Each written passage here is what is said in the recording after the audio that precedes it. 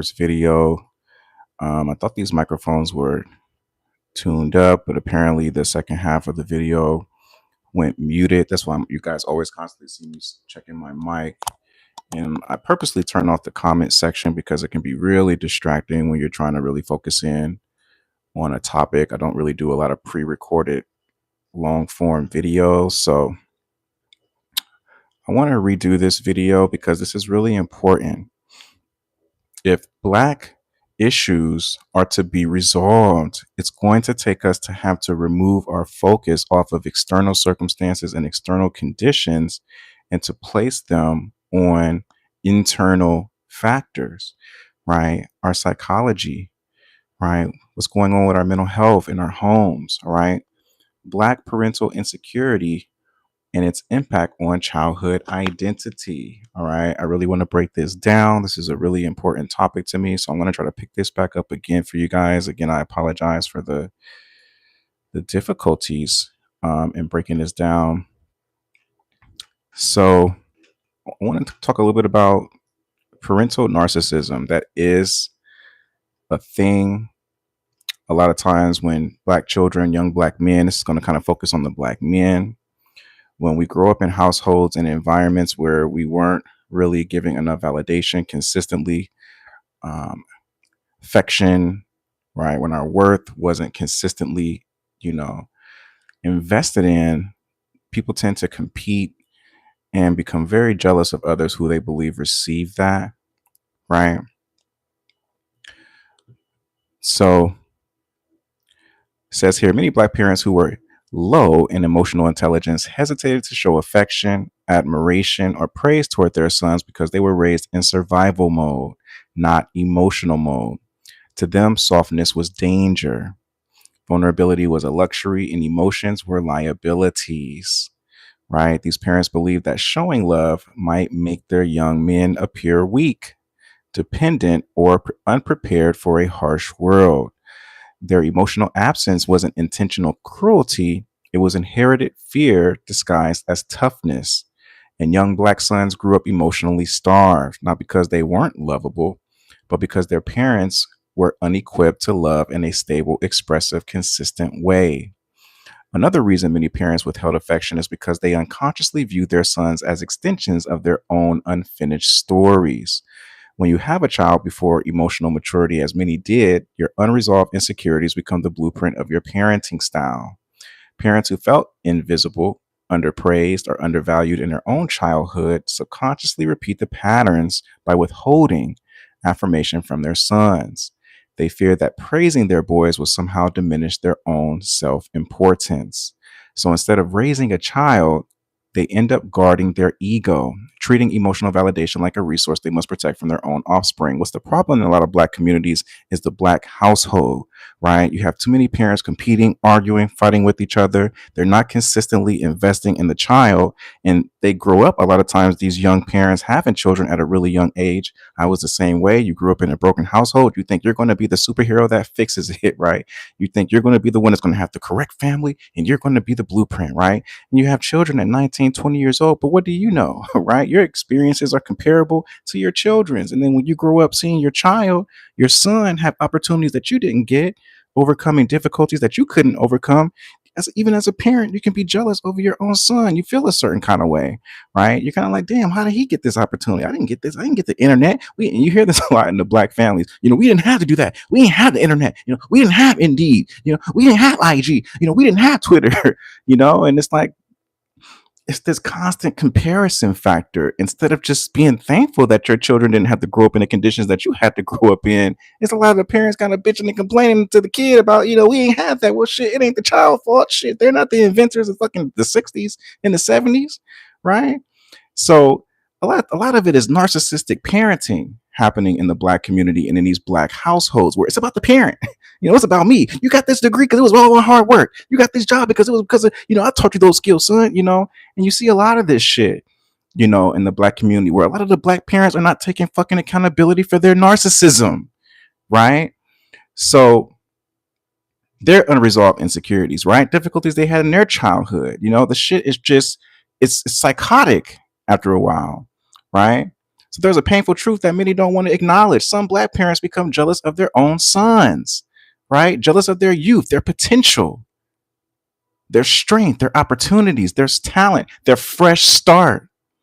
A parent who never healed from their own losses, right, disappointments or unrealized dreams can resent seeing their child possess what they themselves did not have. The jealousy isn't loud, it lives in subtle ways, withholding praise, minimizing achievements, competing, criticizing ambition, or refusing to celebrate progress. That is not love. That is insecurity disguised as authority, right? This emotional withholding is a form of narcissistic parenting, right? The child exists to meet the parents' needs. You see this a lot where children, these young black guys, these young black females, they got to parent their parents, right? Maybe mom is stressed out over a fight with knucklehead dad. Maybe dad is dealing with knucklehead mom. Mom is all over the place. Dad is all over the place. The kids got to work to fucking provide for the. You see this a lot where the children are still putting their parents on loans. Yeah, my mom asked me for money. Yeah, my mom asked me for some more money. My dad asked me for some money. My dad, and it's just, and it's okay with helping your people, but you black parents, your children are not your fucking bank accounts, right? Let your children learn some financial intelligence or financial management. If they gotta constantly keep feeding you fucking money, right? It's like what good are you leaving them for their legacy and for their children, right? It starts in the fucking homes. These kids, the first examples, the first models that they see of the reality that we live in is in the damn four corners of your home. All right. Black parents are not taking enough responsibility for what's going on in the black community. It's a black parental issue. It is. Right. Who gives a fuck about gentrification? Right. A lot of times there's some positives that come from gentrification. Right. The shit don't look as run down. Right. Maybe you got more companies that are willing to come into these communities to give your children some fucking work because the neighborhoods look better. So gentrification is not always a bad thing. And if you can afford the shit, money is, they don't really give a damn a lot of times about how your race look, and some do. But if you got the fucking money, come on in. you know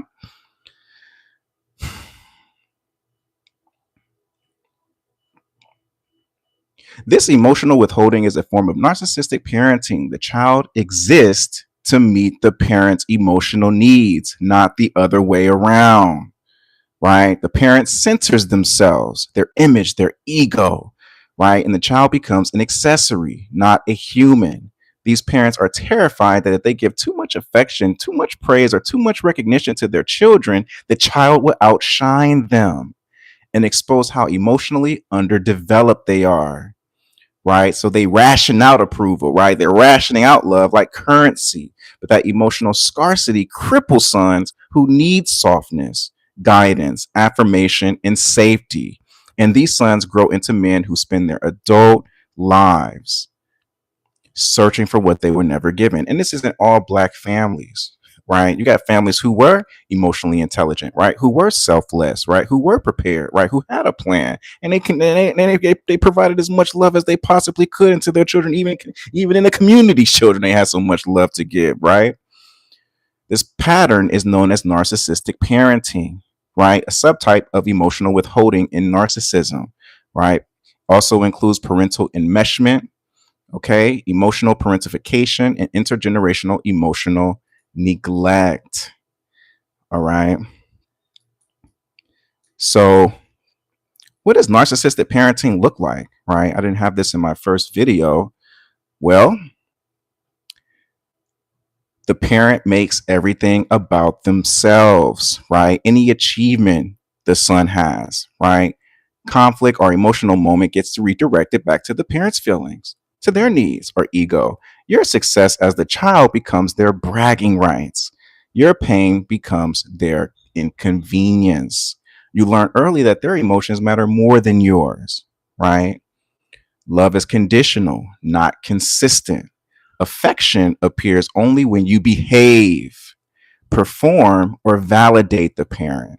When you disappoint your parents, right, the love disappears and punishment replaces connection. This teaches a child that worth must be earned, not simply received, right? You see, that's a lot in the black community, right? Where the parents are so proud. Yo, we use the belt. Yeah, we use that damn belt. Yo, I'm gonna get that fucking belt. Belt, belt, belt. What's belt? Belt for dinner. Belt for lunch. Belt for breakfast. Right? But they're not bragging about love and affirmation, right?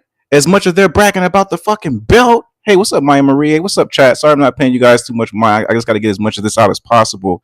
Everything's about the belt, right? Yeah, we use the belt. We used to have the belt. What you doing today, belt? Belt? You going to the belt Avenue?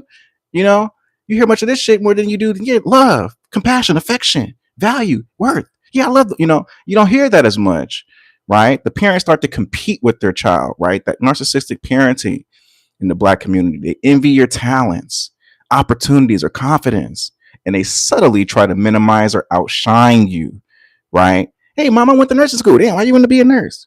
Hey, mom, mom, I went to the military. Why you want to go to the fucking military? Why you want to serve in the white man's military?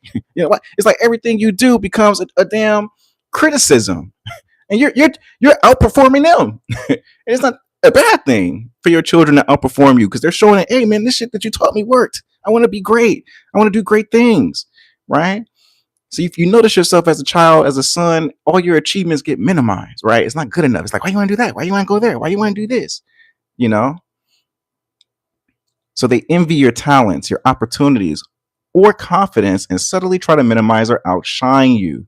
They compare themselves to you as if you are peers instead of a parent and a child. Your growth feels like a threat to them, not a victory, right? And the emotional needs are reversed. You become the caretaker of their insecurities, their stress, or ego, right? They unload their emotional problems on you, but they ignore your problems, right? And you end up raising your parents instead of being raised.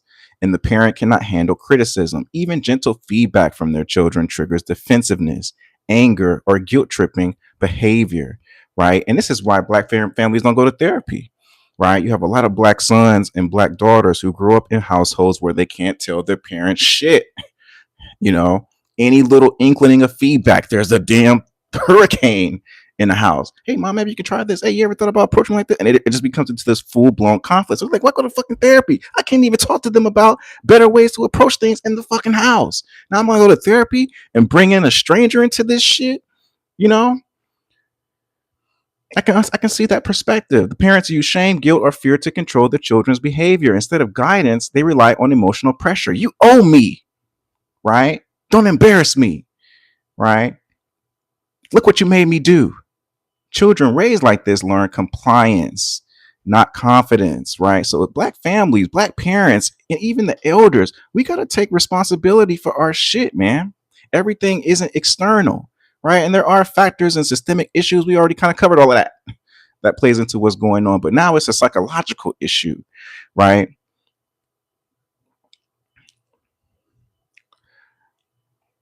Right now it's a psychological issue that's going on in the black community. All right. So we have to work on internally some of these strongholds and some of these negative sentiments in our mindset that contributes to the issue. Let's stop pretending the jealousy, the envy, the bitterness, and the silent competition inside the black community came out of nowhere. It didn't just fall from the sky, it was taught, all right, usually unintentionally inside the home of boys who never received the stable foundation that they needed, right? Many black men were raised by parents, both mothers and fathers, who were too overwhelmed, too unsupported, too insecure, too young, or too wounded to give their sons the consistent attention, appreciation, and emotional grounding required to build a strong identity. This doesn't excuse the men's behavior, but it explains the blueprint. Boys who don't get fed emotionally eventually grow into men who hunt each other for scraps of validation.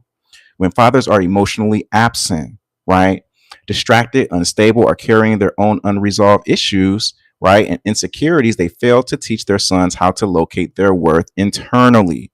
When mothers are overstressed, overburdened, or parenting from their own wounds, they unintentionally raise boys who believe worth and attention must be fought for, right? This creates a type of man who sees another black man's progress not as inspiration, but as a threat. All right. Neighborhood scarcity isn't the only scarcity. Emotional scarcity is worse. Many boys were raised in atmospheres where praise was rare, affection was inconsistent, and emotional safety was unstable. That becomes the seedbed for adult jealousy. This is not an indictment, it is an autopsy. When a young black man grows up in a household where parents are unhealed, right, competing, arguing, or modeling insecurity, he absorbs that insecurity as his truth. And when parenting starts before maturity, teenagers having teenagers, emotional intelligence doesn't get passed down because it wasn't present in the parents to begin with. A child raised by people still trying to raise themselves will always inherit confusion, comparison, and emotional hunger. Many young parents tried their best, but intention does not erase impact. Emotional absence, even unintentional, is still absence. And this lack of emotional structure doesn't stay inside the home, it becomes a community pattern. Many black boys step into adulthood without the internal GPS that tells them, I matter. So they research and they search for identity through conflict, competition, status, or power. This is how jealousy becomes normalized. This, right, is how distrust becomes cultural. The healing must start with truth. Men must take responsibility for upgrading themselves, and black families must take responsibility for giving their sons what they did not receive: worth, stability, guidance, discipline, emotional literacy, and elders who model strength without insecurity. Hey, what's up, Mimi Brothers 7660? Yeah, man. So 15 points, man. They have a lot of reparenting techniques, reparenting tools online. If there were needs that weren't consistently met by your parents growing up, right? Identify those needs and try to develop strategies to help meet some of those needs for yourself, right? Don't put the responsibility of those needs being met on the environment, right? Don't put it on the white man. Don't put it on your teachers. Don't put it on everybody else, your friends, the schools. Put it on you, right? If you're old enough to recognize these things, right? One, jealousy starts in homes where parents didn't give consistent emotional nourishment, right? Let's kind of look at where this jealousy and this black on black violence, where does this stuff breed, right? So, a boy who never receives steady praise, affection, validation, and presence grows into a man who sees other men's success as a threat. Parents who were stressed, distracted, or emotionally unavailable unintentionally created sons who do not know their own worth. When your worth isn't built at home, men spend adulthood competing for it everywhere else. All right. Two, low self esteem is inherited when parents are too wounded to build confidence in their sons. Many black mothers and fathers carried their own insecurities, whether it be body image, financial stress, unresolved trauma, right? And projected that instability onto their children. A parent who feels worthless can't teach a child that they are worthy. So the sons grow up with a fractured sense of self, constantly measuring himself against everyone else around them. Scarcity mindset is passed down by emotionally and economically overwhelmed parents. Parents who grew up in lack often raise their children inside the same psychological shortage. There isn't enough, right? Becomes a family religion. Boys learn early that success is limited, attention is limited, and opportunities are limited. This scarcity lens becomes the foundation of jealousy and internal competition. That's the mother of jealousy, is scarcity, right? Scarcity, however you want to name it, right? Not feeling like you have enough, not feeling like you were invested in enough, not feeling like you were equipped or provided for enough. Scarcity is the mother of jealousy. And if I grew up in a household as a young black man where there wasn't enough love, there wasn't enough attention, there wasn't enough praise and affection and admiration, right? In my household, I'm going out looking for it. Oh, you got it? I want that. Oh, you're wearing that? I need that, right? Parents who lack self worth raise children who tie identity to external validation. If a mother or father relies on compliments, status, or relationships for worth, their child learns to do the same. When parents don't model internal stability, kids chase attention as their identity. That produces men who crumble inside when they see another black man shine, right? When children watch parents argue, compete, compare, or criticize, they internalize that relationships are about winning and losing. Many fathers and mothers unknowingly taught their sons to fight for attention. This shapes men who view every black man as a rival before even seeing him as a brother, right? Parents who were too busy surviving couldn't always provide emotional safety. The absence leaves boys with the belief you're on your own, right? Men raised this way see other men as threats because they were never given consistent emotional grounding. A father insecure about his own manhood or a mother insecure about her worth raises children who inherit that insecurity by osmosis. Kids absorb the emotional environment they grew up in. So the sons grow up believing he's not enough, and he resents any man who appears to be more worthy or valuable than himself. Right? When parents compare siblings, cousins, or children to other kids, they unknowingly plant seeds of inadequacy. This creates adults who live on comparison autopilot. Every brother becomes a measuring stick. All right. A teenage mother or father still trying to figure out who they are cannot fully guide a child's identity. Their immaturity becomes inherited instability. The instability shows up later as jealousy, competition, and emotional chaos in adulthood. So, instability, scarcity, are all parents of jealousy, right? Insecurity and scarcity. And if this was modeled by your parents, if this was modeled in your household, this is becomes snowballed into that child, that young man's identity. All right. So when a man robs somebody, right, holds a gun up to somebody, right, a young black man, what he is showing is his scarcity mindset and his insecurity that didn't just come from the person he's robbing, right? It came from his household. And this is where the issues are going to have to be resolved. And it's where they're going to have to start, right? Boys need modeling from both parents. When fathers disappear or mothers are overwhelmed, boys develop identity gaps, holes in their sense of self. Those gaps become filled with jealousy, aggression, and insecurity later in life. Research repeatedly shows that homicide rates among young black men are tied to unstable households, trauma exposure, and a lack of emotional supervision, not race. Violence is often the adult version of childhood emotional starvation. Unaddressed pain becomes the curriculum. Kids learn emotional instability instead of emotional intelligence. Kids learn scarcity instead of abundance. This generational cycle produces adults who act out their parents' unhealed wounds. All right. So the moral of the story is it starts in the black community, in the black home, in the black family. You know, we need to have elders who are there, right? When parents themselves grew up without grandfathers, uncles, aunties, or community elders, they cannot model legacy or long term thinking, right? This is the beauty of having an elder in a household. If mom and dad is 18, 19, and they're growing an 18, 19-year-old, but when you have a child at a young age, you kind of stunted your growth, you stunted your development. So even though you're 30, you're still functioning from a lot of times an 18, 19-year-old mindset. Because guess what? At that age, you had to watch babies. You couldn't go travel the world. You couldn't go explore to expand your awareness and your consciousness that, appropriately matched your age. So you're going to be a little bit jealous, right? The child might be outperforming you, right, at your age. And you're going to feel like the child's going to kind of feel like, or the teenager's like, well, what can you tell me?